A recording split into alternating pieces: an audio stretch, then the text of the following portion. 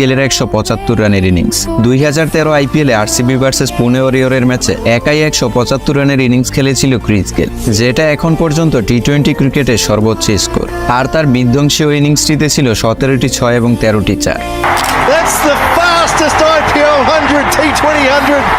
আর ওই ম্যাচে RCB IPL এর ইতিহাসে 263 রানের সর্বোচ্চ স্কোর সেট করে, যেটা 2024 সালে এসে ভাঙে। ঘটনাটি 2015 সালে West Indies versus south Africa second ODI match. শুরু থেকে ওয়েস্ট ইন্ডিজের বোলাররা চরম মার খাচ্ছিল। 247 রানের মাথায় গিয়ে ওয়েস্ট ইন্ডিজ তাদের প্রথম উইকেট শিকার করে। তারপর ক্রিজে আসে এবি ডিভিলিয়ার্স, আর ব্যাটিংয়ে নেমে 16 বলে 50 এবং পরবর্তীতে মাত্র 31 বলে ক্রিকেটের ইতিহাসে ফাস্টেস্ট সেঞ্চুরি তুলে নেয় এবি ডিভিলিয়ার্স। তারপর মাত্র 44 বলে 149 রানের ইনিংস খেলে ওয়েস্ট ইন্ডিজকে 339 রানে টার্গেট দেয় সাউথ আফ্রিকা।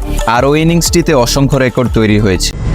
ক্রিকেটের ইতিহাসে প্রথমবারের মতো 400 রান করে অস্ট্রেলিয়া, আর ওই ম্যাচে এই রেকর্ডটি দুইবার ভেঙেছিল, কারণ সাউথ আফ্রিকা ওই রান চেস করে নতুন record গড়েছিল।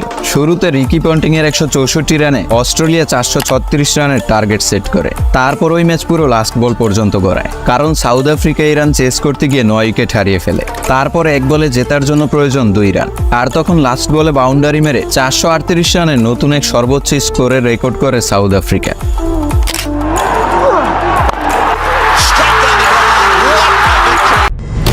Bangladesh versus England 2015 world cup match.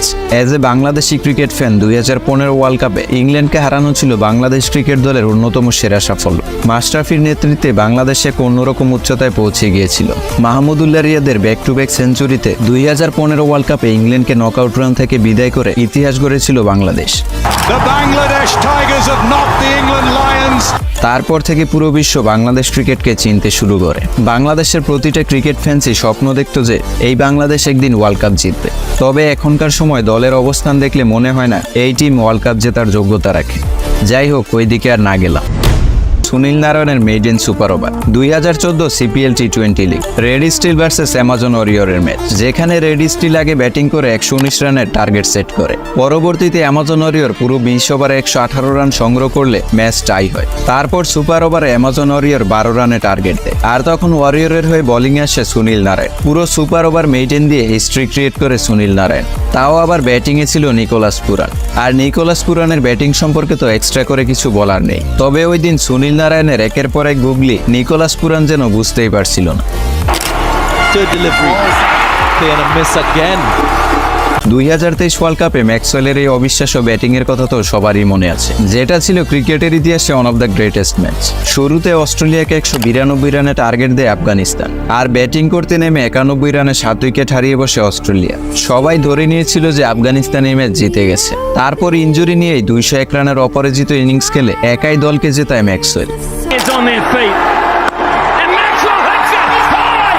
নিঃসন্দেহে এটা ছিল ক্রিকেটের ইতিহাসে one of the greatest finish. আর অস্ট্রেলিয়া 2023 ওয়ার্ল্ড কাপ জেতার পিছনে সবচেয়ে বেশি ক্রেডিট এই ম্যাক্সওয়েলেরই। বাংলাদেশ ভার্সেস ইন্ডিয়া 2022 ওয়ানডে সিরিজের কথা তো সবারই মনে আছে, বিশেষ করে ফার্স্ট ওডিআই এর কথা।